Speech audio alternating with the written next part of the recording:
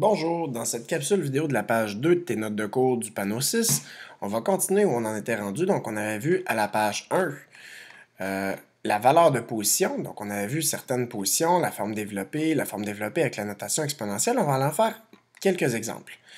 Donc, si j'ai ce nombre-là, je vais l'écrire en lettres. Donc, ça fait 103 et 24 506. Et ici, je suis à la position des 100 millièmes. Pourquoi? Parce que j'ai mes unités dixième, centième, millième, 10 millième et 100 millième. Donc, ça fait 103 et 24 506, 100 millième. Si je veux donner la forme développée, je dois décomposer chacun des chiffres et multiplier par sa valeur. Donc, c'est 1 fois 100, parce qu'il est à la position des centaines. Je pourrais écrire plus 0 fois 10, mais ce n'est pas nécessaire. Donc, je passe à 3 fois 1, plus 2 fois à la position des dixièmes, donc 2 fois 1 dixième, plus 4 fois 1 centième, 5 est à la position des millièmes, donc plus 5 fois 1 millième, plus ici 6 est à la position des 100 millièmes, donc fois 1 100 millième. Si je veux utiliser la notation exponentielle, on avait vu dans la dernière capsule vidéo que ma référence, c'est mon unité, qui est 10 exposant 0. À gauche, j'ai 10 exposant 1, 10 exposant 2, etc.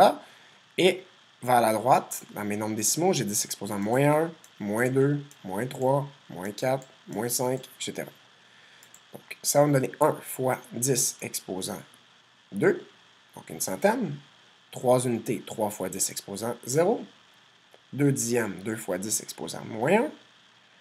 4 centièmes, 4 fois 10 exposant moins 2.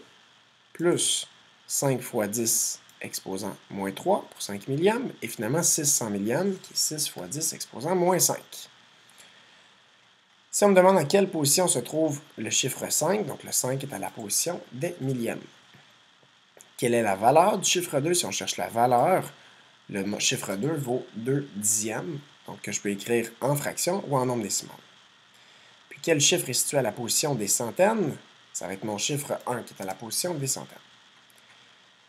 Si je veux arrondir, c'est les mêmes règles d'arrondissement que ce qu'on avait vu avec les nombres entiers. Donc 35 et 794 millièmes arrondis au centième près. Je vais regarder mon chiffre, mon centième, c'est le 7. Je regarde ce qui est après. Si c'est 5 ou plus, j'arrondis vers le haut. Sinon, je garde tel quel et je remplace. Ensuite, je laisse tomber ce qui est par la suite. Donc, ça me donnerait 35,08 puisque j'arrondis vers le haut. Je pourrais écrire ici 35,08 avec des zéros, mais ce n'est pas nécessaire parce que ça donnerait la même chose. Donc, d'ajouter 2 zéros ici, c'est d'ajouter 0 millième et 0 10 millième. Ce n'est pas nécessaire de les mettre. On me dit d'arrondir au centième près. Donc, j'arrête au centième près. Si je vais arrondir ici au dixième près, donc c'est le 2 qui est à la position des dixièmes, je regarde après, puisque c'est plus petit que 5, ça va rester comme ça, 7,2. Ici, arrondi au millième, c'est le 9 qui est à la position des millièmes, je regarde ce qui est après, c'est plus grand que 5 ou plus, donc j'arrondis vers le haut, ça va me donner 62 et 810 millièmes. 12 et 56 centièmes arrondis à l'unité près, c'est mon 2 qui est à l'unité près, je regarde ce qui est après. C'est 5 ou plus, donc j'arrondis vers le haut, ce qui va me donner 13 unités. Je vais voir aussi la notion de fraction décimale.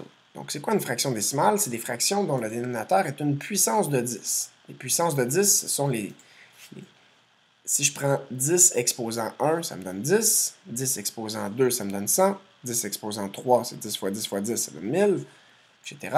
10 000, 100 000. Donc, les puissances de 10, c'est le résultat de 10 exposant un certain nombre entier. Donc, dès que mon dénominateur est une puissance de 10, c'est une fraction décimale. Donc, 3 dixièmes en est 1, 17 millièmes en est 1, et 23 891 10 millièmes aussi. Donc, 3 dixièmes, ça s'écrit directement. 3 dixièmes en notation décimale. 17 millièmes, je vais avoir 17, le 7 doit être à la position des millièmes, donc le 1 à la position des centièmes, et à la position des dixièmes, j'en ai pas, donc 0. Donc ça fait 0,017.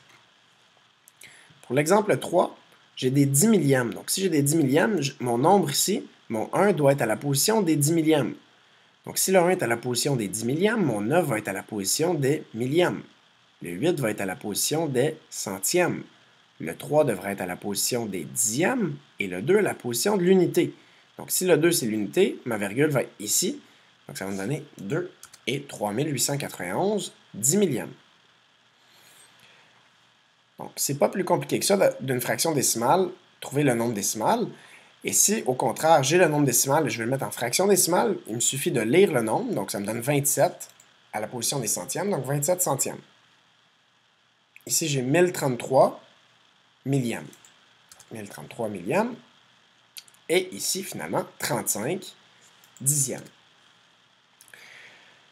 Voilà ce qui conclut ce qu'on a vu à la page 2. Nous verrons à la page 3 la notation décimale, ordonner ou comparer des nombres décimaux, et aussi avec la droite numérique. Merci.